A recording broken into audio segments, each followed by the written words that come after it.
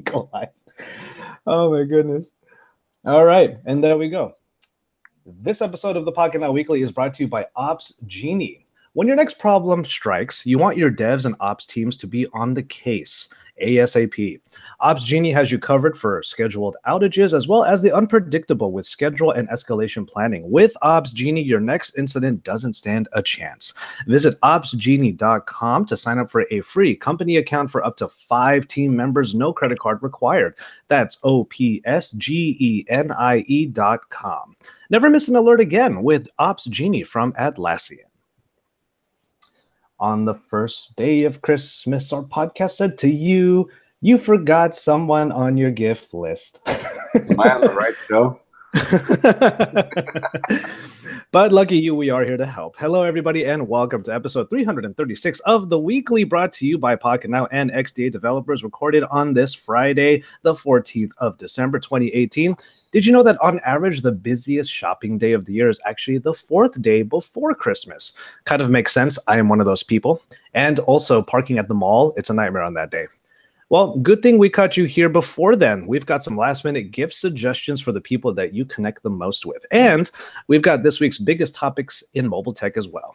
Hey, it's Joshua Vergara. What's going on, everybody? And joining me is, and let me reiterate, as it will be reiterated at the end of this segment, Jules wrote all of this, the best Jewish mall Santa in Bucks County, Pennsylvania.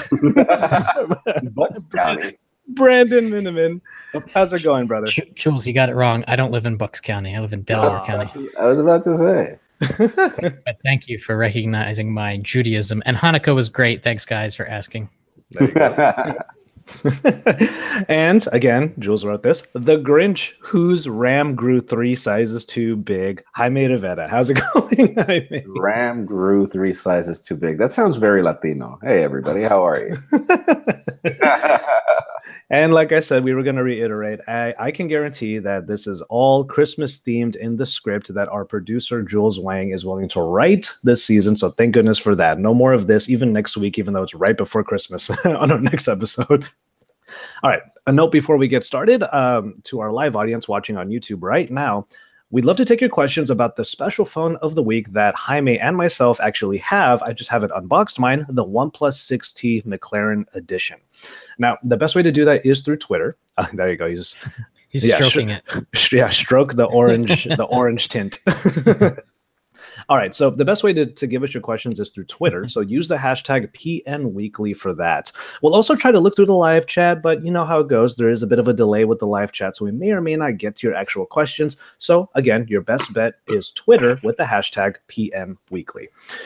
All right, everybody, we actually do have quite a bit to talk about. A lot happened, let's say, in China. And Jaime and I were just talking right before this cast that we were kind of thinking of trying to get out to a couple of these events. Obviously wasn't the case, but we're going to start off with one of the little pieces of news that came out from Xiaomi. Now, Xiaomi president Lin Bin seems to have gotten into the buzz of the 48 megapixel camera that is starting to appear in a lot of mainly Chinese phones this particular week. Now, speculation, at least among us right now, is that the 48 megapixel camera that everyone's talking about is indeed the Sony sensor that was just announced and yet released, and is going to start appearing in a lot of phones. And if Xiaomi's president is any indication, at least to start through, well, it looks like this particular 48 megapixel camera is going to do some awesome stuff. So 48 megapixel cameras, we are obviously going to talk about Xiaomi in this case, who's saying that their phone is going to have this particular sensor.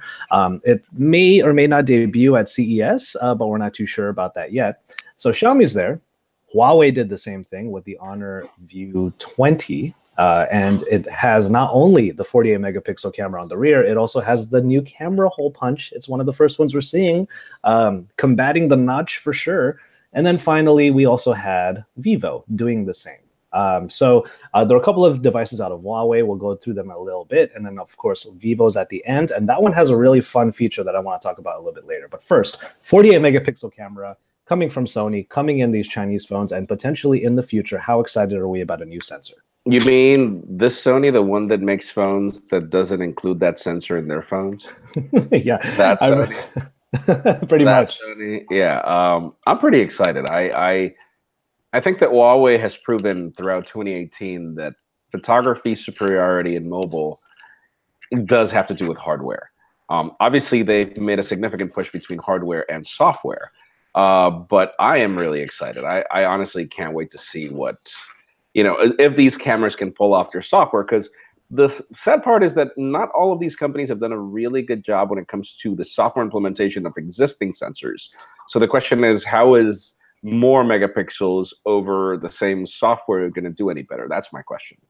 Yeah, and not to go too far into the future, but we do have one commenter here saying, with 48 megapixels on a phone in 2019, think about that for a second. 48 megapixels on something like that small, like it's crazy. And that's one sensor. That may not even be the multiple cameras I was seeing on the back. Anyway, with 48 megapixels on a phone in 2019, God knows what kind of phone we're going to have in the next decade. I'm inclined to agree. We're packing a lot into smartphones now. So 48 megapixels. I remember seeing a story about this actual sensor, about how, especially for low light photography, it is going to do the usual thing that we see now, which is pixel binning. So I think it's supposed to be four megapixel diodes. So that would make it like a 12 megapixel low light photo or a 12 megapixel photo at the end of it all because of the binning. But yeah, I mean, 48 megapixels on the rear. Brandon, what kind of camera do you typically use, and how many megapixels is that thing? I use just my phone. I think it's going to be amazing when you get really high resolution cameras along with really good software. I mean, the stuff you'll be able to do, like, if you look at the super zoom on the Pixel 3, which is able to get incredible detail when you zoom in significantly with a relatively low resolution camera. If you add to that a high resolution camera, do you guys remember some TV shows where like there's a video camera taking a video of like a robber and they zoom in all the way, it's super pixelated, and then some guy in the background's like depixelate and suddenly it looks perfectly clear. Enhance. Yeah. That's going to be a reality. 50 megapixel sensors with like the ability to use machine learning to guess what the pixels are around it. It's going to be awesome for zooming into things and getting really great detail. I think as a reviewer, I'm actually kind of excited about that, because for how many years have we been doing 100 crops into the photos from these phones, and then it becomes pixelated, and we're like, well, the detail may not be there. If the detail's there, that's something to be excited about personally. It's going to be great. Yeah, it's just right now it's all about pixel binning. So that would be an interesting, like we saw what Qualcomm is doing with imaging with HEIF, where they've told everybody, like, there are companies that are doing HEIF, but they're not really taking the full advantage of what the file of everything that can be compiled in this file. So like you can pretty much take a photo and edit it after the fact just because of HEIF, just because of these capabilities, all this information that's already being stored in the file. So, I mean, what if, yes, you were using pixel binning to create a 10 megapixel shot, but what if we can eventually say, you know what, no, I don't want a 10 megapixel. I want a 48 megapixel shot from that photo that's already taken, and then I could zoom into it losslessly. I mean, that would be great. Yeah. And I think that there should be, bringing up the buzzword. I know everyone's sick of certain buzzwords like 5G and AI, which is what I'm going to bring up. Depending on the actual, because a lot of these Chinese companies, we're looking at Honor, Huawei, and Xiaomi, and also Vivo. But the first three that I mentioned, they've done a lot of work in AI photography to make it so that the camera app is able to figure out what it's looking at. That way it can change the settings accordingly. So if you have like a landscape in broad daylight, maybe a 48 megapixel photo is going to be the thing. And then when you're in low light, the binning occurs. So I could see that kind of being the case. Here's a super fun fact. What resolution do you think a camera needs to be to equal the ability of the human eye to see detail? Just a guess. Isn't it 8? Oh my God. No. No, it's massive. It's massive. Oh. Yeah, so two things about the human eye. It's not just the photo quality, obviously. Stabilization, man. Have you? No, for me, it's one of the most fascinating things. When you walk, do you notice your vision doing this? You don't. True. You don't. I mean, for me, it's just, wow, the human eye is such a fantastic, creation. Seriously. I mean, to try to mimic that is insane. Yeah. Jules called me out. He knew where my brain went. He was like, "No, not PPI, Josh. We're talking about megapixels." Can you release a calendar? What? A calendar? Okay. One of our commenters. If we can get all of these phones that have the 48 megapixel, we will do a comparison among all of them and try to get a a calendar of Jaime Rivera out. That's hilarious. Fine, let's do it. I'm down. All right. So the other piece of news from a couple of these, from one of these phones in particular. So we're looking at Honor. By the way, if my camera goes out, you'll still hear my audio. So I'm gonna do a little bit of sleuthing over here. The Honor is introducing that hole punch front-facing camera. So you got a tiny little hole at what was the millimeter? I think it was like, oh, there you go, 4.5 millimeters. So you have a 4.5 millimeter hole on the front in the very corner. No more notch, but you got this tiny little hole that might. Would that be annoying to you in the way that the notch has been cutting into your content? How do you feel about the hole punch now that's appearing? The question is what companies are planning to do with the user interface. Like, I feel that like the essential phone design where that punch hole in the middle was, not, it didn't affect notifications in any way. Huawei's doing a good job with the Mate 20 Pro. Google is not doing the best job with the Pixel 3 XL. So it's just how are apps going to interact with that punch hole? And can we please just all define where, like, one spot? Because like, for the average person that's going to have two phones or a phone a year, that's fine, or a phone every 2 years, that's fine. But can you imagine trying to get used to, like, you're reviewing a phone, you're used to the camera in the center, but now it's in the left, but now it's in the damn right. Oh, shoot, it's at the bottom. Like, or no, there's no camera now, it's in the back. Like, yeah. Like it is like, so I love the experimentation. Don't get me wrong. I feel that we needed this experimentation, and we have to thank Vivo for that, motorized camera, which pretty much like launched the trend, and they're just following up with more and more ideas. You weren't totally wrong by saying Vivo, but it was Oppo, right? Wasn't Oppo the motorized? Yeah. Oh no, you're right. Vivo, the Nex. You're right. Yeah, the Vivo Nex. That was the first. I was thinking of the Oppo Find 10, Find X. Or no. Okay, yeah, you're right. Brandon, any thoughts on the hole punch? You wouldn't. I think it actually looks really, really good, and I don't think you would have to do much to the UI to reflow the content around it, unless it was hiding something like a notification. Then you'd have to do something. If there was like a little blank where an icon would be, you'd have to move that icon to the right. But otherwise, I don't see why it can't just be on the screen somewhere without having to change the UI, right? Yeah. I agree with that. Like it would just be there, and maybe some applications would take advantage of the fact that that tiny bit is cut out, but every other app, it's just going to be there. And hopefully they'll just, it's just going to be there. And hopefully they'll just have elements move around it if needed. Because, for example, where it is in this phone right now, in the Honor, I kind of wonder, is that going to cut into the back button on the top left? You know what I mean? Like, yeah. I mean, you have a back button in Android to begin with, but it's up there too.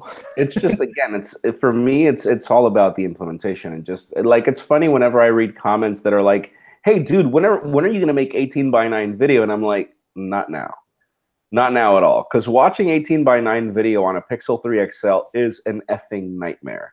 Like you get cutouts on a certain corner, and then you've got the notch taking over like 50% of the video, and then you've got the chin on the other end. And you can't, there's no way to zoom in or out of that. Like, whereas 16:9 can still cover the notch.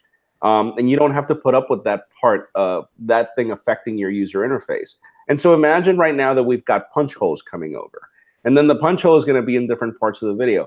And we as creators can't predict where that's going to be. So the best thing is to just go 16:9 for now, until, something is going to be like, this is going to be the standard or whatever.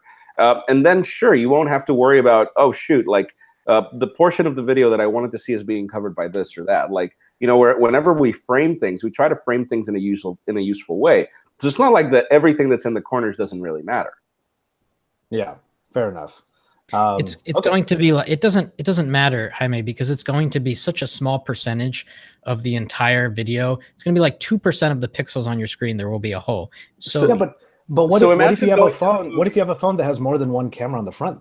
So imagine going to the movies and having to put up with this tall guy sitting in front of you with his head covering one corner of the movie. How does that feel?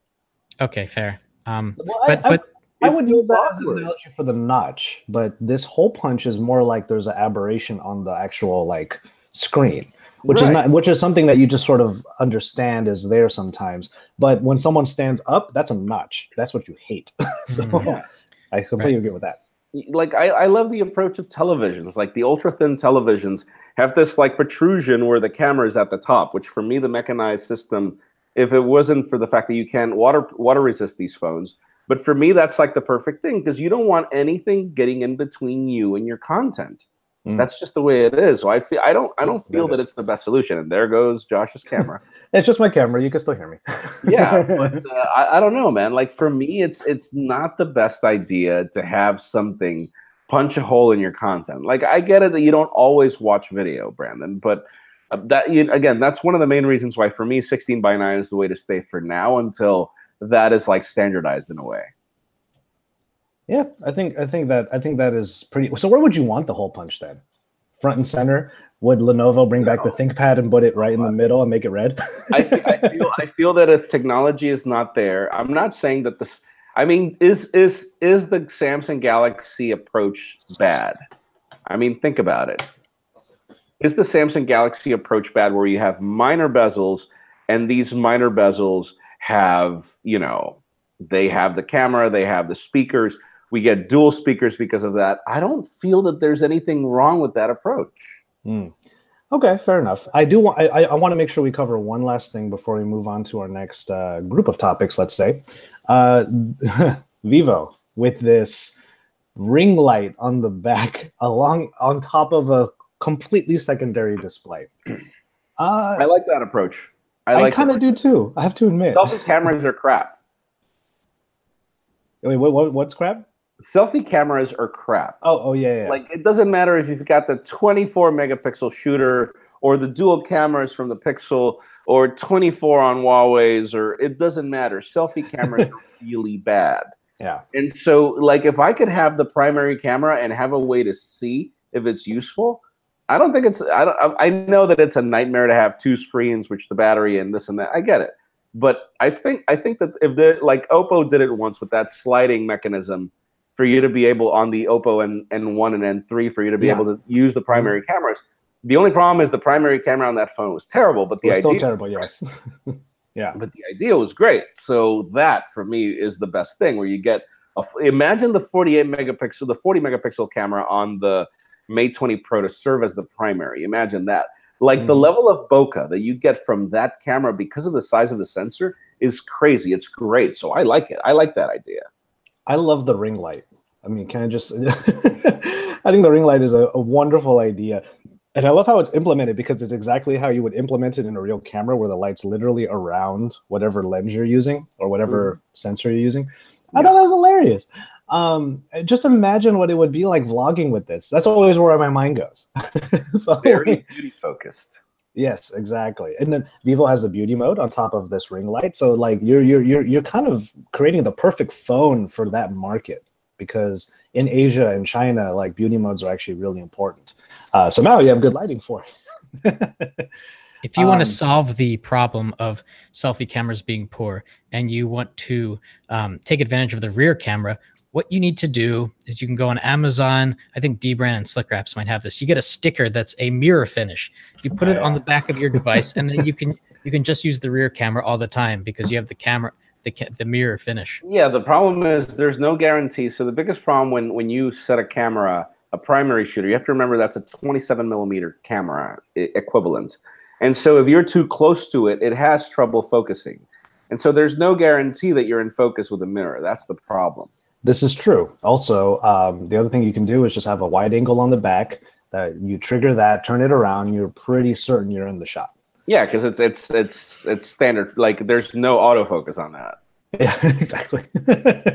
All right. So while we move on to a topic that came up actually right before we started our show, one other phone that Jaime is playing with that I have yet to unbox also is the ROG phone. When you have so many phones that you can't even pull them out of the box. I can't. I'm working on the. I'm working on the Mate 20. I'm working on the Mate 20 Pro right now, and Yeah, I just need to get through them one by one. I realize I'm terrible at multitasking. But in any case, speaking of the ROG phone that is in Jaime's hands right now, so Jaime is actually kind of into this phone, first of all. But apparently, Asus is very into this phone as well, because President and CEO Jerry Shen is going to step down at the end of the month to be replaced by two CEOs who are being promoted from within, and their plan is to essentially make the ROG phone more or less the focus of their mobile strategy and kind of bring the Zen phone a little bit to the wayside. So Zen phones, you were mentioning before we started, Jaime, they don't sell particularly well. Could the ROG phone make up for all of that? Well, the thing about it is, like, from this, if you remember, we were right now at Tech Summit. I had no idea that there were such high demand for gaming phones. Like, you know, when Razer came up with the market, I was like, okay, fine. You know, it's a gaming company. They're making a gaming phone. And now I had no idea. Like, I get it. I get it that a lot of this, like, money involved, this Candy Crush and, you know, certain of these games that aren't just. But the I love it. It's a dead giveaway that a person is not a total mobile gamer when their first thought is Candy Crush. Right. But the thing about it is, a lot of this gaming market has to do with games that aren't necessarily high-powered first-person shooter games, because these are not necessarily great on phones. The thing about it is, for these to get really good on PCs had to get good. And for these to get really good on gaming consoles had to get good. Yeah. So I feel that this is like, what was first, the chicken or the egg? We need the hardware.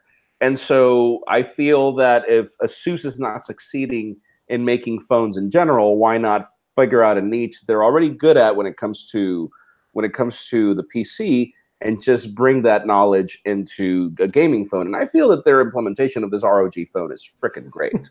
Michael in our chat says Jaime just has to get good. He has to get good at the games. Dude, you and I, man, Mario 1. Let's see who wins. I love it. That would be great. Hey, you know what? Super Smash Brothers just came out. We should totally have a tournament. No, man, it's already downloading back there. I'm just in a third world country right now. It's going to take about 2 days for that thing to download fully, but I really want to play that thing, man. Do you guys know anyone in your life that is a hardcore gamer? Because I look at the ROG phone with that attachment that lets it like. Oh, cool. Sam. Really? Like he plays for like hours on his phone? Two people that I know, Juan Bagnell and Sam. Like, Juan Bagnell could be on his phone playing all day, and I'm like, dude, wow. Like, and he is passionate about that. Like, Juan is really good about that. And Sam is the other guy. He's been doing a lot of gaming videos for our Spanish channel. For those of you, if you guys want gaming videos in English, like, he's totally down to do them in English. And that's the reason I'm like, all right, dude, you're going to make this ROG phone review in Spanish first, and then I'm going to do the English review. But hey, if you guys want to see content from him in English, I mean, this could even be his first review as well. He is really stoked about giving it a try. Oh, sure. Yeah. It's an exciting phone. There's a lot offered. And in the box, it actually comes with the cooler, or the fan, I should say. And yeah, dude, I'm showing I'm not the biggest gamer. The cooler. But Zen phones over ROG, or rather ROG over Zen phones. I don't mind. You don't mind? They used to make a ton of Zen phones, right? Like, they weren't really great phones. Like the Zenfone 5Z, they had a great camera. It looked good, but it looked like a Me Too phone. It looked like an iPhone, mixed with an Android phone. And for me, that's the thing, man. Whereas this is full originality. This is something where Asus can say, we did this our way. I mean, think about it. Like a fully overclocked Snapdragon 845 here. You've got the cooler to provide. You know, all you need now is more accessories, like a better controller, this and that. But because for me, it's that. Like, and by the way, I just received an email to try out that Razer phone, the controller. So that is for me what's missing. For me, that's what's missing. But in the case of this Asus phone, like, what things don't I like about the Razer phone? Come on, man. No headphone jack. You've even got 2 USB-C ports here. 2 USB-C ports on this phone. It's amazing. In addition to a headphone jack, to a great display. I haven't tried the camera yet. The fingerprint scanner is not really good. But, like, come on, man. And this phone doesn't really look like something that came out of, I don't know, from Jurassic Park or something. It's almost like a cyberpunk phone. Yeah, right? Exactly. Sean Velez says, just invest more in the Zenfone line, because I kind of see where he's coming from with this, because the ROG phone is a premium high-end device, and a lot of the Zenfone line was supposed to be affordable. Good point. So Good point. I do kind of think that that's kind of the case. As far as price goes on all of these phones, the ROG phone is going to be kind of up there. But as a sort of rough segue into our next topic, the price of an upcoming phone that you might be excited for is going to be a little bit exorbitant, I feel like. OnePlus. Okay, I'm going to do this. Jaime, why don't you recount real quick as my camera goes out? I'm going to have to move to a webcam because the batteries from my GH5 are just not charged. I'm sorry, guys. While I'm changing to a webcam, can you recount, Jaime, the announcement that Pete Lau did on stage back at Tech Summit? Okay. Because that is what our next topic is this potential OnePlus 5G phone that is actually not going to be the next flagship phone. It's going to be separate to it, apparently. Yeah. All right. So there was a little bit of a fun thing that happened with that announcement. So how about you go and recount that while I switch my cameras? Do it. No, for me, I guess I was like, I didn't expect Pete Lau to be there. I didn't expect, that was a pleasant surprise. I do know that Qualcomm and OnePlus have been collaborating since day one from OnePlus. I mean, this was the first company to bring flagship specs into, a segment that was unheard of before when it came to the price point. And so, he just came on stage and told everybody about, just the commitment to 5G, that OnePlus is going to be, they announced a few things that I was a little confused about. I don't know if you can confirm this, Jules.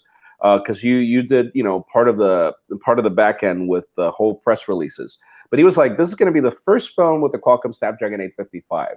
He said that, and I was like, really, the first? Because in the timeline, the 855 I was assuming was going to be early February or something like that, where Samsung usually launches, and then we've got OnePlus is usually in April. That was the first thing, and then the second thing was that they are bringing a 5G phone. That they were going to be the first 5G phone, I believe, in Europe. For EE was it the carrier, I believe. And so, for me, those are bold things. Usually, you would expect, you get flagship specs on a OnePlus, but obviously, because of the difficulty and the price point, it's very hard for OnePlus to be the first at things. And so, usually it's when chipsets are on their way, in their midpoint, where it makes sense for them to get a better deal for these chips and being able to acquire them. And so that, plus the fact that they're making a 5G phone, he was clear in a separate interview, I believe it was with Sasha Segan. He did mention that there was no guarantee that this was going to be an inexpensive phone, that it couldn't because of 5G connectivity, obviously. Yeah.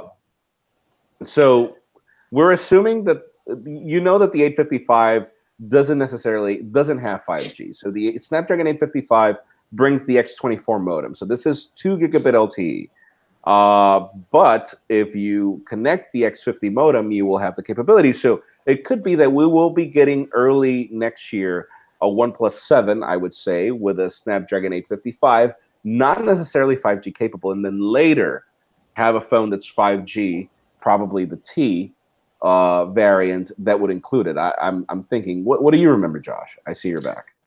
Yeah. Well, I'm still changing a couple of things here. Sorry. Yeah. From what I remember, there was a little bit of hubbub around the whole fact that up on stage it literally said that phone was going to be the first 855, and it's clearly not going to be the case. And Jules is in the booth right now telling us that it was chalked up to an interpretation error, which that's true. He was up there speaking in Chinese and everybody, but then aside from that, it was actually sprawled on the slide behind him that it was going to be an 855 first, which everyone kind of scrambled and was like, holy crap, the OnePlus is really pushing really well for this. But as far as the 5G phone goes, apparently, and one thing that was cool about Tech Summit is that there were so many people coming out the woodwork to say they support 5G. All these carriers, especially EE out in the UK, it was great to see that. Now, whether or not the 5G modem is going to be a part of the flagship OnePlus, that remains to be seen. But apparently, they're going to make a whole different a whole different phone, that because of the cost that it takes to actually create what is inside of that and everything that goes around it to make it 5G capable, it could be up to $300 more. Yeah, I mean, think about it. You need 4 RF antennas on each side to be able to provide the millimeter wave connectivity. In addition to the X50 modem, which is a separate chip that would need to provide the connectivity for sub-6. So, you know, it's a lot of extra hardware on its own. Yeah, and Samsung indeed. might be doing the same thing. Yeah, having a separate phone for 5G. Yeah, and so that's, you know, for me, probably one of the most interesting takeaways from Tech Summit was the fact that we have heard companies say building millimeter wave into a phone is impossible. And so Qualcomm just proved that it is possible, but obviously there are some tricks that have to be done in the hardware for this to be possible, like pretty much having cutouts on every corner. And I'm just waiting for Jerry Rig Everything's durability test of these phones for these RF antennas to be able to capture the millimeter wave and not just sub-6, which I do know that other companies are going to do 5G, but only sub-6, not the millimeter wave. Yeah, there's so much. And then again, I bet you a lot of people in our chat are like, "Oh, this 5G talk again." I mean, it is going to be the next wave. And what is so crazy is that companies have to work around all of the things that are needed for 5G to happen, which means different devices. So you kind of have to let us know in the Twitter or in the chat or in the Twitter hashtag PN Weekly. Would you pick a 5G phone over the flagship phone, the more conventional every year phone? Just to be at the bleeding edge, because we don't even know what they're going to put in the 5G phones if they are separate from the flagship, if they're going to be anything.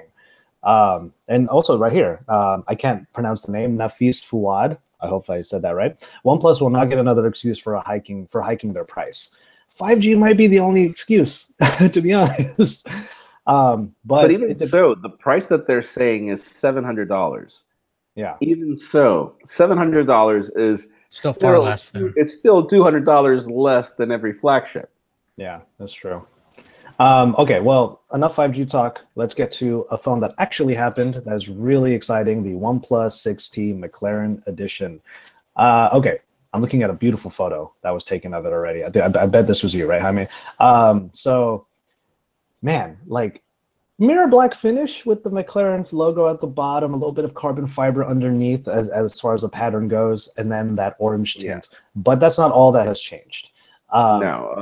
Go for it. So, all right. So the main thing that's changed is it's got 10 gigabytes of RAM. Now, whether or not you feel like that is absolutely necessary for a smartphone, that's up to your preferences. But the other thing that has been getting the headlines is its warp charging. Now, I have to mention this. Warp charging is one crazy new addition to this. Have you used the warp charging on? Yeah, but I don't have the time to notice how quickly it charges, because by the time I'm back, it's already charged. There you go. Like, no, it's like if VOOC from Oppo was great, which was pretty much the first company that came up with this, and then dash charging.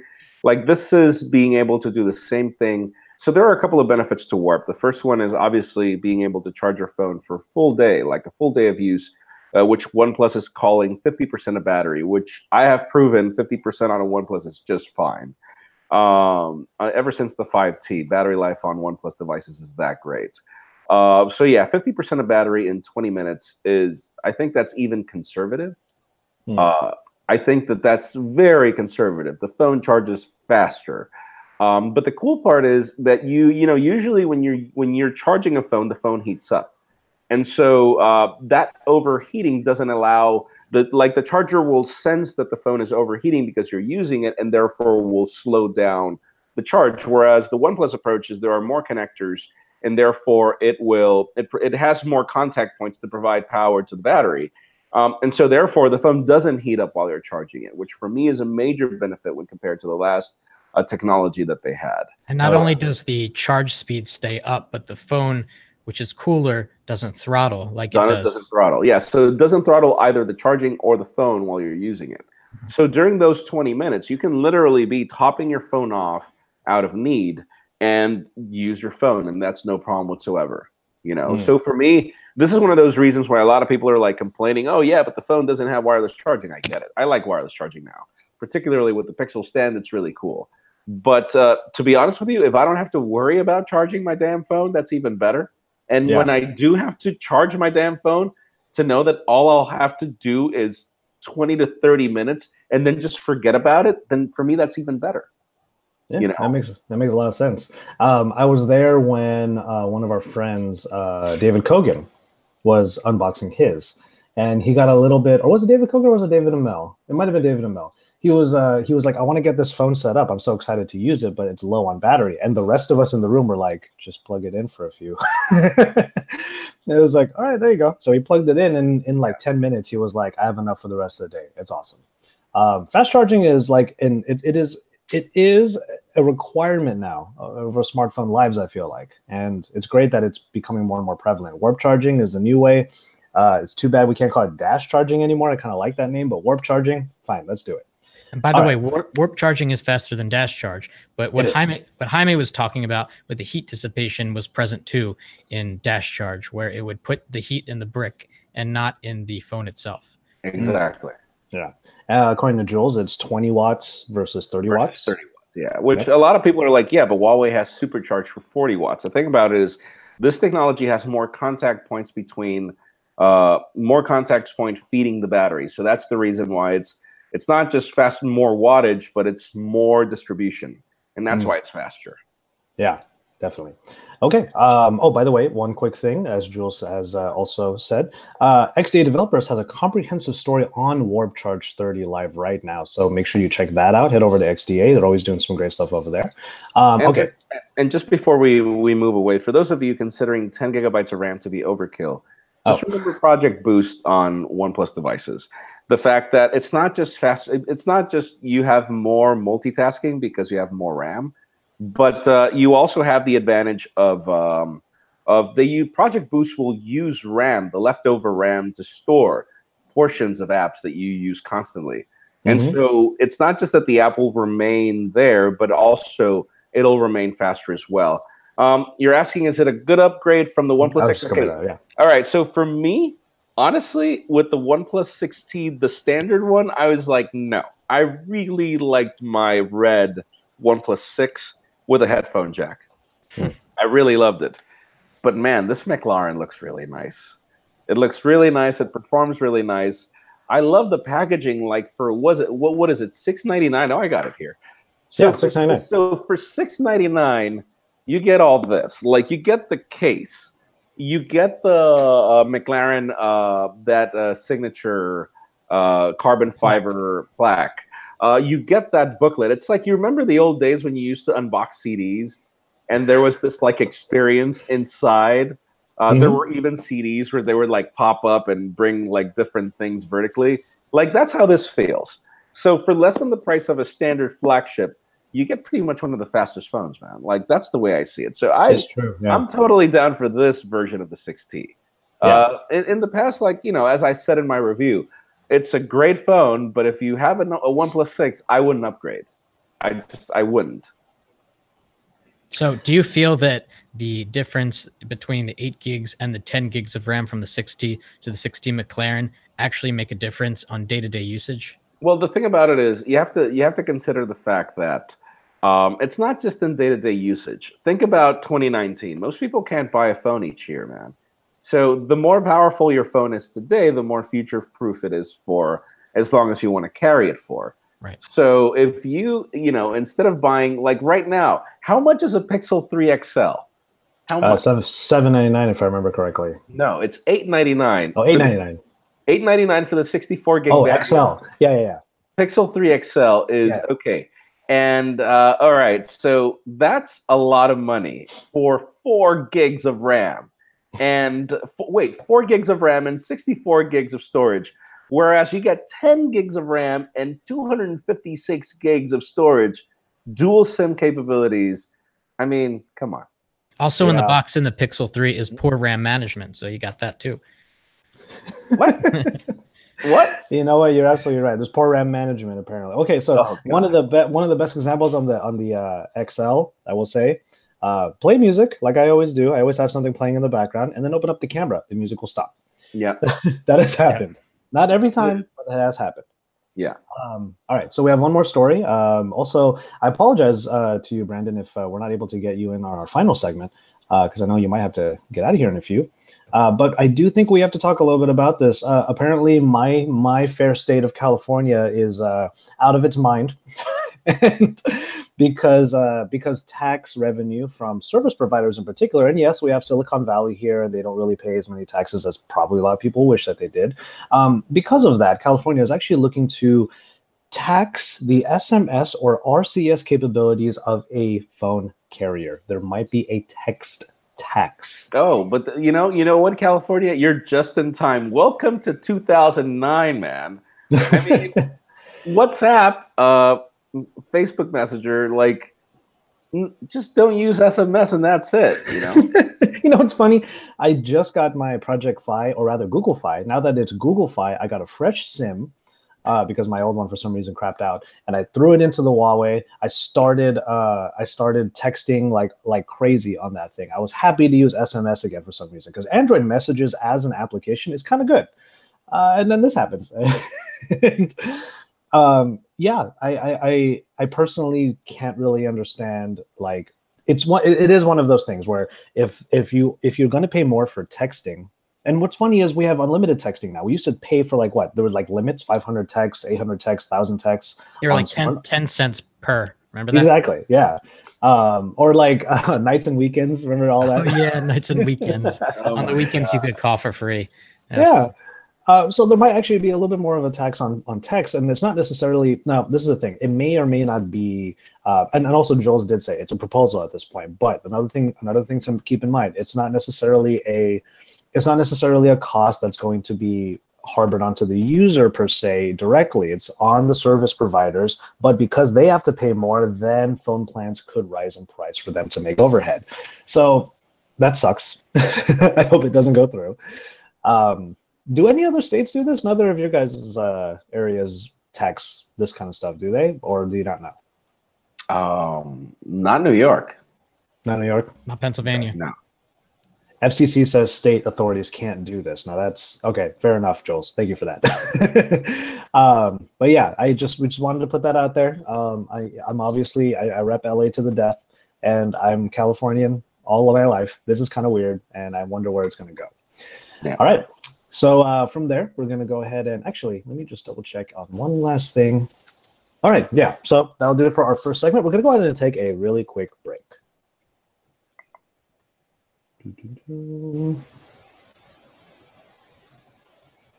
All right, here we go. The Pocketnow Weekly comes to you with support of Caseta by Lutron. And today, I want to talk to you about Caseta by Lutron Smart Lighting Control, brought to you by Lutron, pioneers in smart home technology. With Caseta, you can schedule your lights to come on at dusk, so your family always comes back to a well-lit home. Instead of switching out all of your bulbs for smart ones or slapping on bulky smart plugs, why not save yourself the trouble and just replace your light switches? It looks better on your wall anyways. All it takes is a screwdriver, 15 minutes, and you're in business. You can press the buttons or link up your smart speaker and illuminate your house as bright or as dim as you like. Our producer, Jules, has been trying these switches out for a while now and uses Caseta to force himself to bed. All he does is ask his Echo. You can use a Google Home or an Apple Home Pod as well. Then set a time for his bedroom lights to turn off. Otherwise, he'd be too engrossed in his game of Mini Metro to even care about getting up, fiddling with the lamp switch, and then going back to sleep. What? He's a simple man. You know, what can you say? And you can have your smart lighting just as simple by getting it the smart way with Caseta by Lutron. Search Caseta or hit up lutron.com. Caseta by Lutron. Welcome home to peace of mind. All right. All right, so we do have a bit of a check-in for today, but knowing that Brandon is going to be getting out of here in a few, I do want to say we have a main segment a little bit later today where we talk about the kinds of gifts that we would recommend to our viewers and listeners. If you haven't already gotten a gift from maybe the tech lover in your life, the connected individual in your life, Brandon, you could do a check-in, you could talk about your gift, you could do all of the above before you get out of here. Why don't we go ahead and start with that? Yeah, I'll talk about the gift. As Jules emailed about this several hours ago, said, "Guys, think about a gift." And for me, it was so easy. It's a gift that I gave to my in-laws, and they love it so much. And that's a good litmus test because my in-laws aren't that technically inclined. They don't care about technology like at all. And that thing is either a Amazon Echo or a Google Home. If if you get the Dot or the Mini, they're so inexpensive, $30. And if people just spend a little bit of time embracing them into their life, it's amazing. And every week I feel like I come on a podcast and I talk about how much I'm in love with my Echo and Google Home because I use them in so many ways. But I think for the average person, for mom and dad, and even grandma, these $30 hockey pucks are incredible. That's my gift idea. And with that, I'm going to jump off and say Happy Hanukkah. And yes. See you guys later. All right, later, Brandon. All right. So we wanted to make sure we got Brandon's gift in before he left. But during our check-in, we do have a couple of things that I wanted to talk about, just sort of on the side, just to have some fun with it. First of all, Jules, if there are any other questions about the OnePlus 16 McLaren, go ahead and throw those into our chat and we'll answer them. But Jaime, you wanted to talk about something very controversial today. The most disliked video of all time. Oh my God. I'm like, are we the only people that have not made a video about YouTube's Rewind? There's a lot to unpack about YouTube Rewind, and I don't think we're going to get into any of like the YouTube politics or any of the actual things. But it's so interesting that this is the worst it's ever been. It's literally the most disliked video of all time. But it's not just the most disliked video of all time. It reminds me of that Friday music video from Rebecca Black.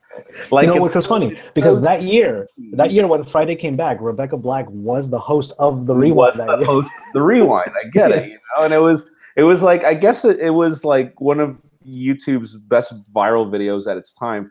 And the problem with Rewind, it's just that, like, even Marquez made his own video, and then Casey made his video, where they were talking about, like, this is sadly clearly a way for YouTube to please advertisers. And it's just sad because, like, I feel that, seriously, we can't forget our community. Like, it doesn't work that way. Like, no way. Like, even when we do sponsored content, like, we try, like, we even tell companies, like, sure, like, listen, we have no problem in doing sponsored. If you want us to review your product or this, we're just not going to sponsor the review. We can't, because we can't tell the audience, it's just unethical for me to tell people my opinion of a product if you're paying me to say it. Like, you can sponsor the Pocketnow Daily all you want, but you have to understand that the moment that I review your product, I will say everything about this phone. If you're confident that your product is great, then fine, but I'm not obligated to talk anything beautiful about your phone if it sucks. Yeah. So let's just be clear about that. You can sponsor the daily all you want, and you've got a segment for that, or the weekly. Yeah, opinions are never paid for. Exactly. Yeah, that's the thing. But then you get the Rewind, where the whole idea is to recap on the best videos of the year. Obviously, a lot of these were controversial, and so none of these were included. A lot of good creators were not included, and so I'm like, YouTube, what's wrong with you, man? I mean, come on, like the community made you, and it's the community that makes you appealing to advertisers, not the other way around. Like, advertisers look for you because of the size of your community, not because you're YouTube. Yeah, and Jules even said here, if you want to pay for the news, you have to pay for the good and the bad news. Like, it's all in one thing. I feel like, okay, so YouTube or Google, Google as YouTube, I should say, they have this whole thing of like compartmentalizing the actual content on the platform. Why not have a rewind for each section, like a rewind for music, a rewind for tech, a rewind for vlogs? That way there might be more representation in each of the categories, and that allows you to push it towards the advertisers who want to have ads on those types of content. If they want to be specific about where they want their ads to be, they can just look at the tech rewind or the music rewind or the late night show rewind, which will end up not even being YouTubers. It's going to be all actual celebrities. Right. True that. Which I think was a big problem. A lot of people were getting upset that, like, the video started out with Will Smith, for example. Like, he's technically a YouTuber now, but he's still a massive celebrity. He's not really of YouTube. He's not homegrown. Dude, his YouTube channel's freaking awesome, man. Oh, it's great. Yeah. But he's not motivational. Like, he's great. Oh my goodness, a better idea. A YouTube fast forward, a dystopian video wasteland that we all Oh my God. So Jules. That is so cool. One of our questions on Twitter, or rather just a statement on Twitter, I'm going to wait on a 5G device because I know my city won't get it when it launches. That's true.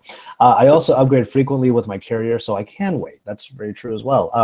On stage at the Tech Summit, the carriers were actually showing what cities they were going to support off the bat. Yeah. And I remember getting a tweet from somebody that said, "Oh, great, I live like 30 miles away from that one city in Britain, but my city's not going to get it." So... like you're close, but not quite there yet. I'm sure this country is not going to get it until like 2029 or something like that. Maybe so. But at least our 4G LTE is better than in the United States. I'll tell you that much. There you go, and that's the more ubiquitous one. So there's some benefits to that as well. So it's like going to Seoul, Korea, or to Hong Kong, and the 4G it's incredible out there. Yeah. I remember uploading videos willy-nilly in my hotel room in Seoul. It was amazing. All right, so Christmas coming up. It looks like you got some. I'm not sure if the decor behind you is supposed to be Christmas themed or anything like that, but it kind of seems a little festive. Sort of. I just got a really good friend that's a girl to do the decoration, and she kind of overdid it, but fine.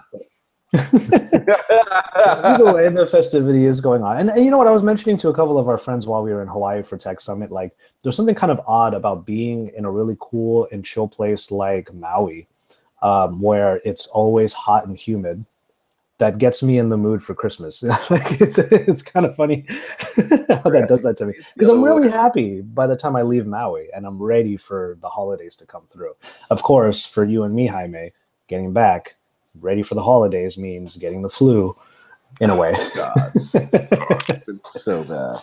Yeah. Like that break was a great bathroom break for me, dude. Like I'm really sick. It's bad. Like allergies and everything. That's why I'm in my home right now. I'm in my family home right now. I was like, you know what? I can't even like drive to my office right now. I'm going to do it later when I get the strength to. But when I woke up this morning, I was like, I need everything right now. It's the holidays, blah, blah, blah.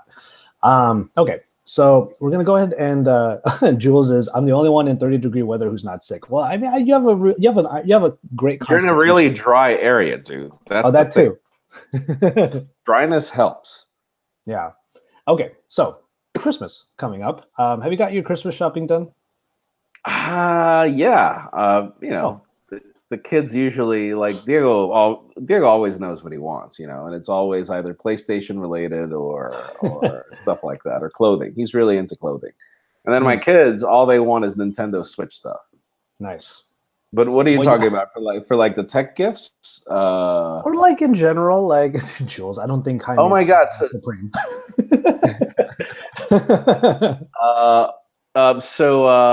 Like Brandon took the idea off my mind when it came to like a really good gift for Christmas. Dude, Amazon products are killing it. Like I've been trying an Echo from the Taiwan trip. Like I got a Amazon Echo, and I didn't think it was going to work here in Honduras. It actually does work fully. I can connect it to all my accounts just fine.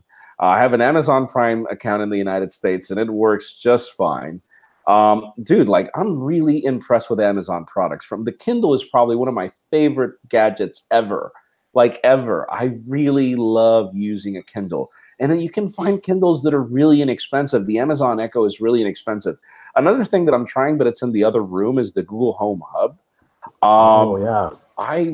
So it's not the perfect product. It's still got a little room to grow in the user interface, because it doesn't behave like anything. Like it's got its own slide to the left user interface. It's kind of weird, but just the whole idea. Like I like whenever I turn off the lights in my bedroom, and it just dims down into this like night clock really well.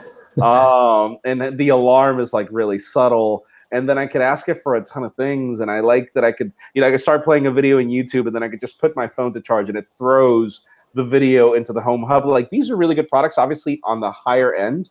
I would not recommend devices like a Google Home, because the Home Hub is pretty much almost the same price, and you get a lot more functionality. So I would either go for the Google Home Mini or the Google Home Hub, or in the case of the Amazon Echo, I've never tried like the higher end home Echo, but the Echo Dot is it sounds so good. Like it literally sounds well enough for this whole living room.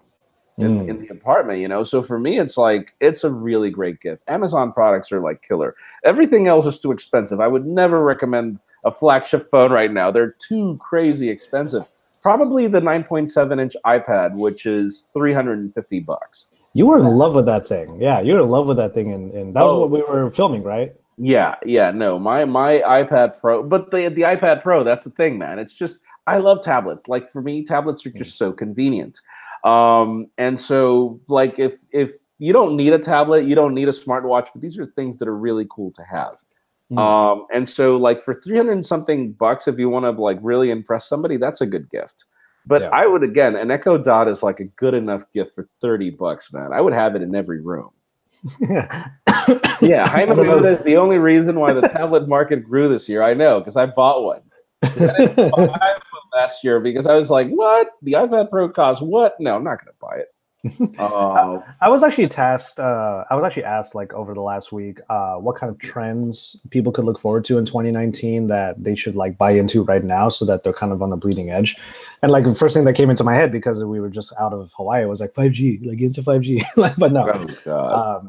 But with the thing that I was actually thinking about was, voice assistants. I agree with that. I think it is a great time to get into it because it could be that's honestly your gateway drug is the Home Hub or the Home Mini or the Echo Dot or anything like that, because it is your first foray into the smart home world. And Lord knows, I go on slickdeals.net like all the time, and there are always smart plugs and smart switches that are on sale. Really? And like Brandon, and like Brandon said, if you take a little bit of time to just learn how that thing kind of works, then you can easily just say, okay, G or whatever, turn on my light. Like even my light up here, this is a LifeX bulb right now. And I use it not only to like point it at my bed to wake me up in the morning, which has been failing lately, but I also control it using the Home Mini, which is over there where my TV is. So like there's a certain level of the ecosystem that you can get into. You don't have to dive too far into it. You can wade into it, stay in your comfort zone, just do smart switches, smart bulbs, all that stuff. Yeah, because a lot of smart bulbs are expensive. That's the problem. Yeah, I was that's like true. $80 for one. Well, isn't that's one? One. I'm like, what? No. I highly recommend either LifeX or the Casa by TP-Link. Those two are actually fairly affordable, and I bet you they're going to be on sale a lot during this holiday season. Speaking of the holiday season, once again, Pocketnow actually has a holiday shopping guide, so make sure you check that out. We have it linked. We'll have it in the show notes or linked down below in the YouTube video. Sergio in our chat apparently agrees with you, Jaime. Tablets are very convenient, like for taking pictures in public. Realize what he was saying. Do not. Come on, man. Follow my review points. Do not take photos with your tablet. How dare you? It's the dead giveaway when you're traveling. It's like, oh, that's someone's grandma. oh my God. Like right now that we were in Taipei, everybody age 50 and higher was using a tablet, and they were all using it to take photos with it. Everybody. I was like, wow. All right. Now I understand why phablets exist. Yeah. Fine. I get it. Like, yeah. I would actually, okay. I have a few different categories for the types of users or gifts that I would recommend. Like there's media consumption, there's gaming, and then there's creation. Now, the creation one you've seen me talk about before, and you've seen me use, Jaime. Jules as well, actually. This bad boy right here, this clip-on lens. Now, I know a lot of people out there are scoffing right now, but take it from not only me, but also some of our friends in the tech industry who are like, I will try that out too. This is the best thing that you can get for photos on a front-facing camera. Like if you want to make a wide angle on a rear camera, I mean, that's one thing. But when you're doing like selfies or IG stories, or you just want to say something and have more of the background and just a better view, this particular clip-on lens, Zenvo, it makes it a 0.45 field of view than is already in the front-facing camera. Yeah. I've used this so many times. If you follow me on IG stories, there's a lot of times where I'm actually using this or the moment lenses. It's kind of like I have the Olo Clip multiple. So I love this approach from Olo Clip where it's like very easily snap in and snap out different lenses. Yeah. It's in the other room, but I like it because it works on pretty much any smartphone. Mm-hmm. Yeah, I agree. For both primary and standard, it's really cool. Yeah, I do recommend those. It's just wow. Those lenses aren't cheap, dude. Like, not cheap from the price perspective. Not just that, like when you grab them, they are not light. Yeah, they're not. This thing is this is big. Like you could see this, but the glass in here is actually pretty good quality. It may not be on the quality of like a Moment lens, but then again, very few are. But yeah, I mean, this is only like $30. This is only like $20, $20-$30. And you know, for anybody that looks at the ratings more than anything else, this is the highest rated one on Amazon. So just keep that in mind. Because there's also another feature where you can unscrew this larger umbrella part up here, and it becomes a macro lens. So it's macro and wide. So you can have some fun with both of those. So that's for the creator. I would actually say it's a very cheap one. You can throw it into even a white elephant or a gift exchange if you want, and someone will scoop that thing up. I used to put Chromecasts in white elephant exchanges, and people would like fight over them. For people who like their audio, now I'm using the OnePlus Bullets USB-C. That's actually what I'm using for the microphone right now. So if you've been looking for like a little bit of a review of it, like you're listening to it right now. USB-C headphones, fine. USB-C is like the standard now. There's no headphone jacks, blah, blah, blah. Well, then why not just dive into Bluetooth? I will always, always, always recommend these right here. The Jabra. Yeah, Elite 65T. Mine are charging. They're on the higher price. They are, though. I will admit. Oh, my God. So when people ask me every time that I'm running, what are the headphones that I'm using? Jabra Elite 65T Active. And whenever I'm not running, it's the Jabra Elite 65T. Those are my favorite headphones, hands down. Oh, the Erin M2s are also fabulous. But these Jabras, it's just like if you're going to go over $200, you know, the audio quality has to be great. And the thing about Jabra is, you know, they're a multi company with Resound, and Resound specializes in hearing aids. And so their technology in audio quality and noise cancellation is top notch, man. Yeah, like top notch. Like whenever I'm running, I'm like, guys, don't talk to me. I'm not hearing you. Like, and I always forget how to activate the ambient display mode, which is available. But I always forget. And dude, if I don't turn that on, you can't hear anything, and it sounds fantastic. Yeah, absolutely love those. If you want something cheaper that are not truly wireless, if you're okay with that, the OnePlus Bullets wireless are pretty fantastic as well. And it seems like they updated it. So when the OnePlus 6T was announced, they gave us the OnePlus. What happened? I love my earbuds with ambient display mode. Sorry, man. Whatever. Ambient noise. Yeah, I didn't even catch that. Good call, but yeah, the OnePlus Bullets wireless, the ones that go around your neck, they're a little bit like the Beats wireless ones. Those are only like, I think they're only $60, and yeah, $69.99. They're good. Yeah, those are quite good as well. And the price, they're good. They're a little wonky to pair. That's true. And I kind of don't like the design. Like for fitness, for regular all day, these are the headphones. I do recommend them, but for fitness, they're not my favorite. I agree, because they would like kind of get in the way a little bit. Like if you're a gym rat or if you run, like Jaime does, truly wireless earbuds are a revelation. They are so awesome. And then finally, we just need more endurance. Fair. So one final thing for gamers, I actually don't have it right next to me. I don't remember where I put it, but pretty much any controller for a smartphone, honestly. Like it is that little bit for a gamer who games on their smartphone that they need, and it just opens things up. Like there's so many games in the Play Store right now that are ports, that are current games, that are current mobile games, even gacha games. They benefit from a controller. But how has your experience been, Josh? Because I bought a couple of Power Mogas. Like Sam is actually playing with one in the other room. And the problem with these Power Mogas is just they use the Bluetooth HID profile, the keyboard profile. And so depending on the game, you have to go into settings and like really dig deep into being able to have the controller work well with the game. And then it does depend on the game, I will admit, but built into recent versions of Android is automatic X input, which means that when you have a controller that actually supports, let's say, the Shield controller, for example, obviously A, B, X, Y, 2 joysticks and whatnot, When this pairs to a phone with recent versions of Android, it automatically views it as a controller, not as keyboard input. Interesting. I guess I haven't been using these. It's almost on the level of connecting this very controller to my laptop or to my computer, and it thinks it's an Xbox controller. It's the same general idea. I'm sorry for you that it thinks that it's an Xbox controller. I know. I'm really looking forward to trying that Razer phone one. I mean, they just offered it right now through email. I'm like, yes, definitely send it over. Thank you.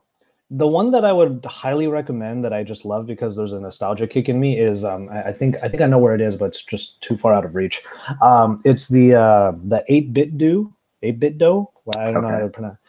It's a Super Nintendo controller that has been retrofitted to have analog sticks and two shoulder buttons. So it's a modern controller in the shape of SNES that you can use on the Switch. Right. You can use on the Switch. You can use it on your PC. You can use it on your smartphone. It's only $50. It's Dude, I've heard really great things about that controller. Like really great things. Yes. Yeah. I love it. And there are certain games that I've played on the touchscreen of mainly the Pixel 3 XL lately.